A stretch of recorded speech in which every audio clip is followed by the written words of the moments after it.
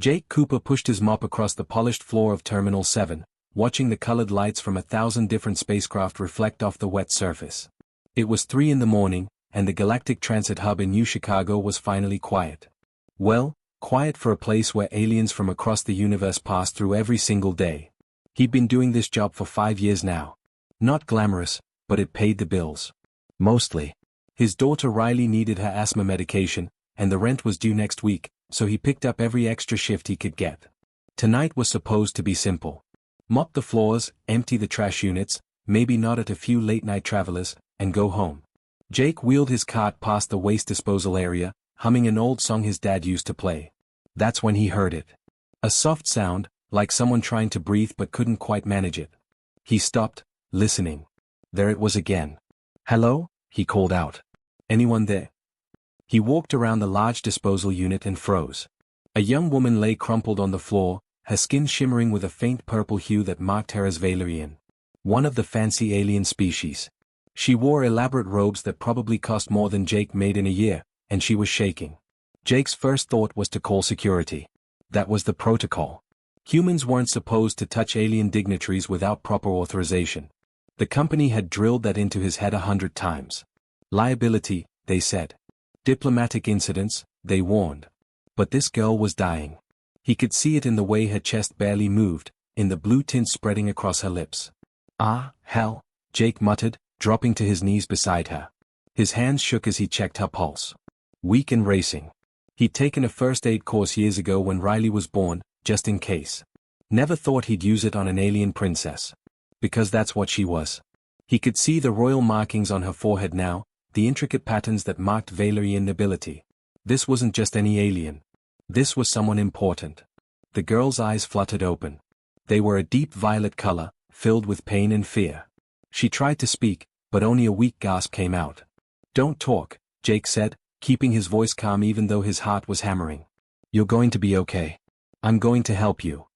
He pulled out his communicator and hit the emergency button.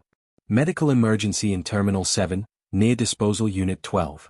I need a xenomedic team now. Possible poisoning, Valerian female, royal markings visible." "Sir, are you authorized for contact?" the dispatcher asked. "Does it look like I care about authorization right now?" Jake snapped. "She's dying. Get someone here." He turned back to the princess, trying to remember what he knew about Valerian physiology. Not much. But the basics were the same, right? Keep her warm, keep her breathing. He shrugged off his jacket and draped it over her, then carefully turned her on her side in case she got sick. Her hand reached up and grabbed his wrist with surprising strength. She stared at him, and he saw recognition in her eyes. Gratitude. "You're going to be fine," he said again, not sure if she understood English. "Help is coming." The medical team arrived in under 2 minutes, their equipment humming as they scanned her. Jake stepped back to give them room, but the princess's grip tightened on his wrist. She didn't want him to leave. "Sir, you need to step away," one of the medics said. "She won't let go," Jake replied. That's when he heard the heavy footsteps behind him. He turned to see Mr. Hendricks, his supervisor, storming toward him with a face like thunder. Behind him were 2 security officers. "Cooper, what the hell do you think you're doing?" Hendricks barked. "Saving her life," Jake said simply. "You made an authorized contact with a Valerian royal. Do you have any idea what kind of liability that creates?" Hendricks' face was turning red. "That's grounds for immediate termination." "She was dying," Jake protested. "That's not your call to make. We have protocols for exactly this situation. You call security, you step back, you let the professionals handle it." Hendricks pointed at the security officers. "Get him out of here. Cooper, you're fired. Clear out your locker and leave the premises immediately." The princess tried to sit up, tried to speak, but the medics were already lifting her onto a stretcher. Her hand slipped from Jake's wrist as they carried her away. She reached back toward him, her mouth forming words he couldn't hear. The security officers took Jake by the arms, pulling him away from the scene. His mop and bucket sat abandoned on the shiny floor, the water spreading in a dark puddle. 5 years of work, gone in an instant because he tried to do the right thing. As they escorted him toward the exit, Jake looked back one last time. The medical team was rushing the princess toward their transport, and she was still looking back at him, even as they loaded her inside. He wondered if she'd even remember him tomorrow. Probably not. He was just a janitor who'd thrown away his job for someone he'd never see again. Jake sat at his kitchen table, staring at the stack of bills spread out in front of him. 3 days had passed since he'd been fired, and reality was hitting hard. The rent notice glared at him in bold red letters. Final notice. Riley's medication prescription sat next to it, unfilled because he couldn't afford the $200 it cost. His daughter was at school right now, completely unaware that her dad had just destroyed their lives by trying to help someone. Jake rubbed his face, exhausted. He hadn't slept well since that night. Every time he closed his eyes, he saw that princess reaching for him as security dragged him away. His phone buzzed. Another rejection email. That made 12 in 3 days. He'd applied to every janitorial service, every cleaning company, every maintenance position in the city. But word traveled fast in this business. His termination record was flagged with a code that made every potential employer run in the opposite direction. Protocol violation with alien dignitary. Might as well have been written in flashing red lights. Nobody wanted to hire someone who'd caused a diplomatic incident. Never mind that he'd saved someone's life. The system didn't care about that part. Jake's neighbor, old Mrs. Patterson, had dropped off a casserole yesterday.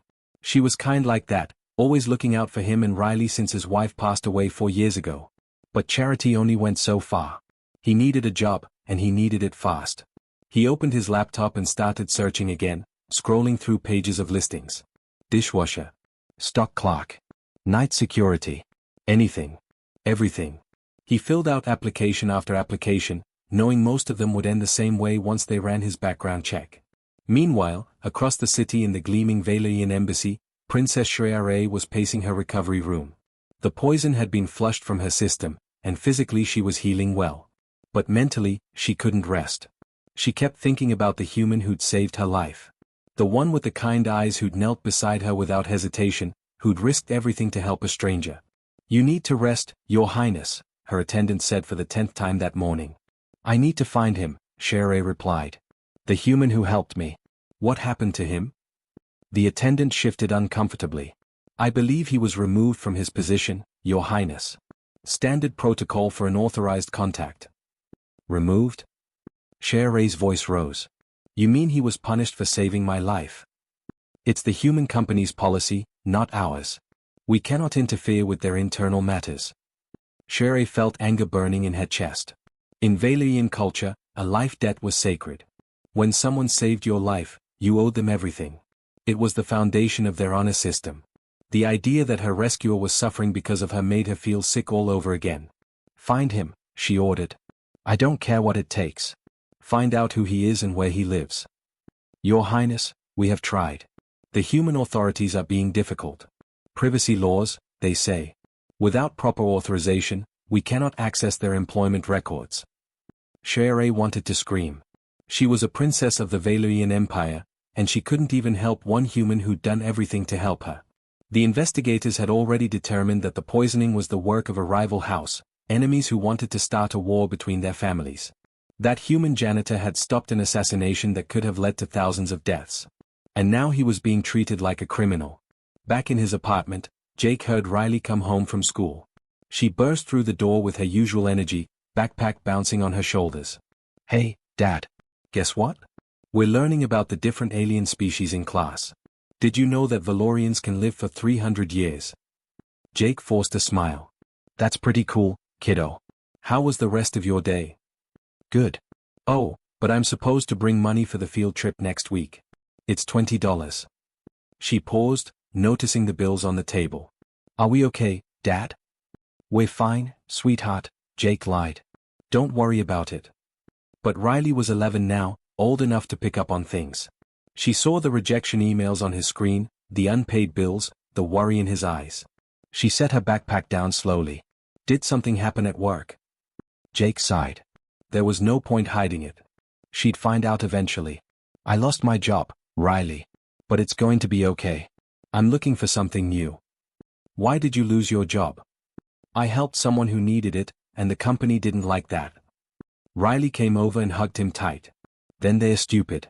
You always help people. That's what makes you a good dad." Jake held his daughter close, fighting back the fear that threatened to overwhelm him. He'd done the right thing that night in the terminal. He knew he had. But right now, the right thing felt like the biggest mistake of his life. His phone buzzed again. Another rejection. He deleted the email without reading it and went back to his job search. There had to be something out there. Someone had to be willing to give him a chance. He just had to keep trying.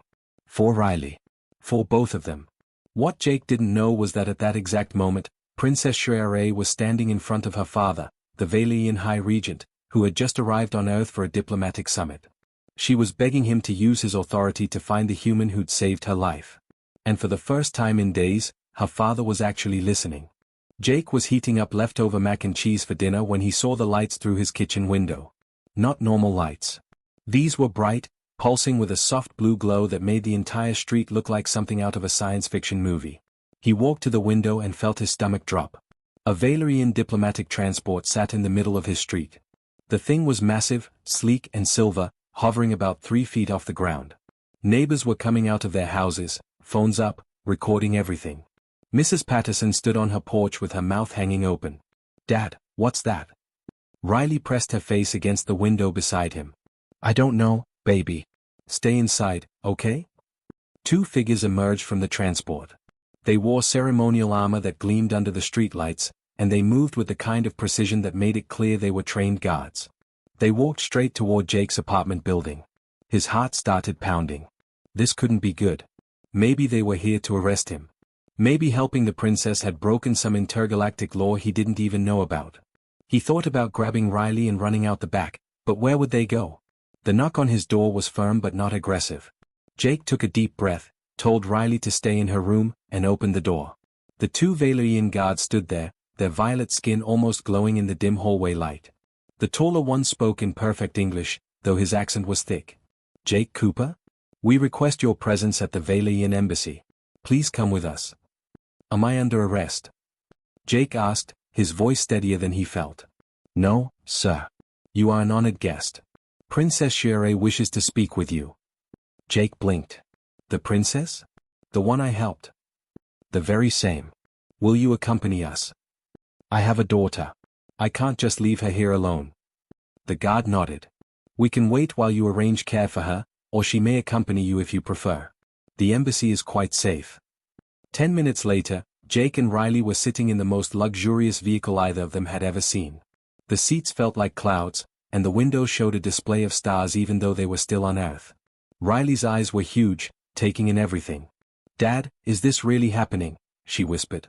"I think so, kiddo. I really think so."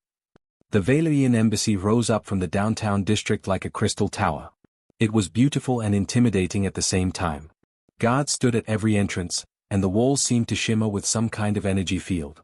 The transport landed on a private platform, and they were escorted inside. Jake had never seen anything like it. The halls were made of materials he couldn't identify, glowing with soft light that seemed to come from everywhere and nowhere at once. Alien diplomats passed by, some humanoid, others definitely not. Riley gripped his hand tight. They were led to a large chamber with high ceilings and walls decorated with flowing Valyrian script. At the far end, sitting on an elevated platform, was someone Jake recognized immediately. Even in his brief encounter with her, even though she'd been dying at the time, he knew those violet eyes. Princess Shrere stood as they entered. Next to her sat an older Valyrian male wearing robes so elaborate they practically screamed royalty. The High Regent, Jake guessed. The most powerful Valyrian in this part of the galaxy. "Mr. Cooper," Shrere said, and her voice was warm, relieved. "You came." "Didn't really feel like I had a choice," Jake said honestly, then winced. "Sorry, Your Highness. I'm not good with formal stuff." To his surprise, she smiled. "No apologies necessary. You saved my life. Formality seems rather pointless after that." The High Regent stood, and the room seemed to grow more serious. He was tall, imposing, with silver markings across his temples that indicated age and wisdom. When he spoke, his voice carried authority that made Jake want to stand up straighter. "Jake Cooper. My daughter tells me you risked your livelihood to save her when she was poisoned by our enemies. Is this true?" Jake glanced at Riley, then back at the Regent. "I just did what anyone should do. She needed help." "But not anyone did help," the Regent said. "My daughter's own security detail had been compromised. The humans who passed by that terminal ignored her. You alone stopped. You alone acted." "I got fired for it," Jake said, then immediately regretted the words. He sounded bitter, and that wasn't how he wanted to come across. Shreya stepped forward. I know. And that is unacceptable. In our culture, when someone saves a life, they earn what we call a life debt. It is the highest honor among our people. The person whose life was saved owes everything to their rescuer. It is sacred. I don't need anything, Jake said quickly. I'm just glad you're okay. But you do need something, the regent said, and there was something almost kind in his voice now. You need employment. You need to provide for your daughter. And you need to be recognized for your courage, not punished for it. The regent walked down from his platform and stood directly in front of Jake. They were eye to eye now, and Jake could see genuine respect in the alien leader's expression. I offer you a position as my daughter's personal cultural liaison. You would be responsible for helping her understand human customs, for advising her on interactions with your people, and for serving as a bridge between our species. The position comes with full diplomatic status, housing, medical benefits for both you and your daughter, and a salary of 100,000 credits per year. Jake's brain short-circuited. That was more than 5 times what he'd been making as a janitor. That was life-changing money. That was college for Riley, no more worrying about rent or medication or any of it. I don't understand, he managed to say. I'm just a janitor. I don't know anything about diplomacy. You know about decency, Shreya said softly. You know about doing what's right even when it costs you everything. That is what we need. That is what I need. Riley tugged on Jake's sleeve. Dad, say yes. Please say yes. Jake looked at his daughter's hopeful face, then at the princess who was watching him with such gratitude, then at the High Regent who was offering him a chance at a completely different life. Okay, he said finally. Yes. I'll do it. The first week nearly broke Jake. Not because the work was hard, but because everything was so completely different from anything he'd ever known. He'd gone from mopping floors to sitting in meetings with alien diplomats, from wearing a janitor's uniform to wearing clothes that probably cost more than his old car. They'd moved him and Riley into quarters at the embassy. Their new apartment was bigger than their old place, with floor-to-ceiling windows that overlooked the city. Riley had her own room, decorated in soft colors that somehow shifted throughout the day. She'd never been happier, especially since the embassy's medical team had given her a new inhaler that actually worked better than her old medication. But Jake felt like a fraud. Every single day. You're doing it again, Princess Shreya said during one of their morning sessions. She'd caught him staring at his reflection in the polished conference table, looking uncomfortable in his formal attire. Doing what? Doubting yourself. I can see it in your face. She set down the tablet she'd been reading from. Talk to me, Jake. What's wrong? He sighed. Your Highness, I appreciate everything you've done for me and Riley. I really do. But I don't belong here. Yesterday I had to advise the Kralix ambassador on human greeting customs, and I had to look it up on my phone first. I'm just making this up as I go. Shreya laughed. Actually laughed. Jake, do you know what the previous cultural liaison did when the Kralix ambassador asked about human greetings? He gave a 20-minute lecture on the historical origins of the handshake, complete with citations from academic journals. The ambassador fell asleep halfway through. That doesn't make me qualified. You told the ambassador that humans shake hands to show they're not carrying weapons, that it's about trust, and then you actually shook his hand claw and made him feel welcome. He told my father it was the most genuine interaction he'd had with a human in years. Shreya leaned forward. That's what we need, Jake. Not someone who memorizes protocols. Someone who actually connects with people. Over the next few weeks, Jake started to find his rhythm. He learned that his straightforward, no-nonsense approach actually worked better than all the diplomatic double-talk. When the Vexian trade delegation got offended by something at a dinner, Jake didn't pull out a manual. He just walked over, apologized directly, and explained that humans sometimes get things wrong but they mean well. The Vexians appreciated his honesty. Word started spreading through the galactic community. The human liaison at the Valian embassy was different. He wasn't polished or smooth, but he was real. He told you the truth, even when it was awkward. He treated everyone like they mattered, whether they were ambassadors or maintenance workers. Other embassies started requesting meetings with Jake, asking if Earth had more people like him. Could he recommend others for similar positions? The Galactic Council even reached out, wanting to know if this was standard human behavior or if Jake was unique. That question bothered Jake more than he wanted to admit. He kept thinking about all the people at the transit hub who'd walked past Shreya that night. All the humans who'd seen someone in trouble and decided it wasn't their problem. Was he really that different? One afternoon, Jake was reviewing trade documents when his old supervisor, Mr. Hendricks, was escorted into his office. The man looked smaller somehow, his confident swagger gone. He wouldn't meet Jake's eyes. "Mr. Cooper," Hendricks said stiffly. "I've been asked to come here by the Transit Hub's legal department. There's been an investigation into employee treatment practices, and certain irregularities have been found." Jake leaned back in his chair. "What kind of irregularities?" "The Valerian embassy filed a formal complaint about my handling of the incident involving Princess Shreya. The company reviewed security footage and found that I violated several worker protection protocols when I terminated you. They also discovered a pattern of similar violations with other employees." Hendricks cleared his throat. "I've been fired. And the company has asked me to deliver this to you personally." He handed Jake an envelope. Inside was a check for 6 months of back pay, plus a formal apology letter from the Transit Hub CEO. Jake stared at it, remembering all those rejection emails, all those nights worrying about Riley's medication. "Is that all?" Jake asked quietly. "I'm also supposed to apologize. Personally." Hendricks looked like the words physically hurt him. "What I did was wrong. You saved someone's life, and I punished you for it. I'm sorry." Jake studied the man for a long moment. Part of him wanted to be angry, to throw the apology back in his face. But mostly he just felt tired. "Apology accepted," Jake said. "But you should know something. I didn't save Princess Shreya because I was thinking about consequences or rewards. I did it because she needed help. That's it. And if you can't understand that, then you probably shouldn't be managing people." After Hendricks left, Shreya came to find Jake. She'd been listening from the next room. "That was kind of you. To accept his apology." "He lost his job just like I did," Jake said. "Difference is, I landed on my feet. Maybe he'll learn something from this." "See?" Shreya smiled. "That's exactly why you're perfect for this position. You don't just talk about compassion. You live it." Jake looked out the window at the city below. Somewhere down there, people were finishing their shifts, going home to their families, just trying to get by. Regular people doing regular jobs. He'd been one of them just weeks ago.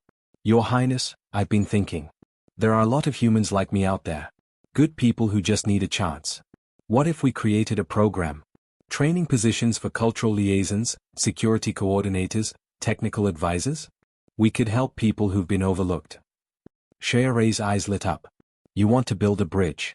Not just between you and me, but between our entire species. Something like that. What do you think?" "I think," she said, "that you just proved exactly why my father chose you. You're not content with just saving one life. You want to change the whole system." Jake shrugged, feeling embarrassed. "I just remember what it felt like to be desperate. Nobody should have to feel that way just because they did the right thing." 6 months had changed everything. Jake stood at the window of the Galactic Council chambers, watching ships from 100 different worlds come and go. He still had moments where he couldn't believe this was his life now. Behind him, Princess Shreya was reviewing her notes for the summit they were about to attend together. "Nervous?" she asked, noticing his reflection in the glass. "Always," Jake admitted. "But I've learned that's not necessarily a bad thing. Keeps me sharp." Today was important. The Galactic Council was voting on new labor protections for humans working in alien-operated facilities throughout the solar system. It was Jake's proposal, born from his own experience and refined through months of research and negotiation. If it passed, no human could be fired for providing emergency assistance to anyone, regardless of species or status. The chamber filled quickly. Delegates from dozens of worlds took their seats, their translators humming softly. Jake recognized many of them now. The Vexian ambassador gave him a friendly wave. The Kralix delegation nodded respectfully. Even species he'd never worked with directly knew who he was. The human janitor who'd become a voice for his people. The session began with the usual formalities, but Jake barely heard them. He was thinking about all the people back on Earth who were counting on this. The single parents working 3 jobs. The maintenance crews keeping alien facilities running. The security guards and food service workers and sanitation teams. People like he used to be. When it was time for him to speak, Jake walked to the center platform. No notes. No fancy speech. Just him and the truth. 6 months ago, I was mopping floors at the Galactic Transit Hub, he began. I made barely enough to cover rent and my daughter's medication. I wasn't important. I was just another human trying to get by in a galaxy that had gotten a whole lot bigger and more complicated. He could see some of the delegates leaning forward, interested. One night, I found Princess Shere collapsed and dying. I had a choice. Follow protocol and wait for authorized personnel, or break the rules and try to save her life. I chose to help her, and I got fired for it. Lost everything. And for 3 days, I thought that was it. That I'd ruined my life and my daughter's future because I couldn't walk away from someone in trouble. Jake paused, looking around the chamber. But here's what I learned. That moment wasn't about rules or protocols or liability. It was about something simpler. It was about seeing another person suffering and refusing to ignore it.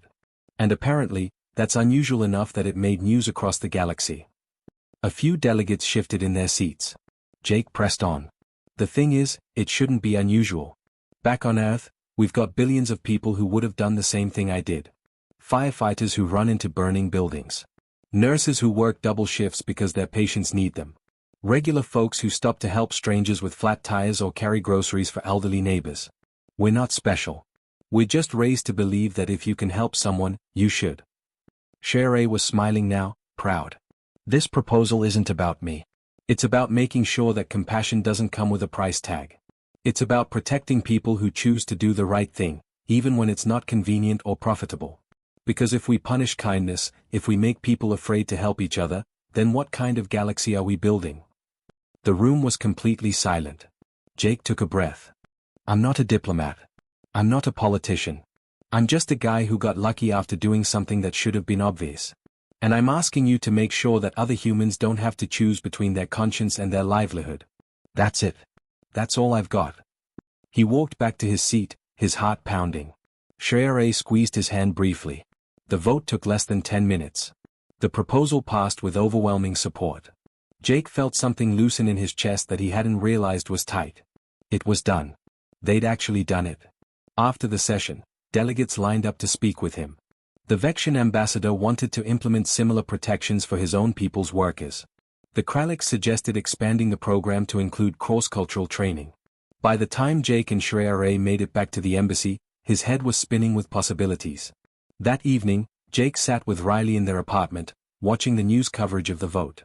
She was 12 now, thriving in her new school where human and alien kids learned together. She was studying Vailian history and doing better than ever. Dad, they're calling you a hero, she said, pointing at the screen. I'm not a hero, kiddo. I just helped somebody. That's what heroes do, though. Isn't it? Jake thought about that.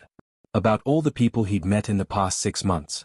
The maintenance worker who'd told him about unsafe conditions in the asteroid mines. The human security guard who'd prevented a diplomatic incident through quick thinking.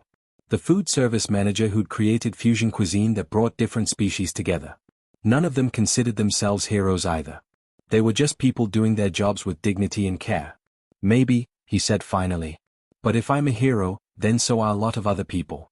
The program we're starting next month? We've got 500 applications already. 500 humans who want to be cultural liaisons, who want to build bridges between species.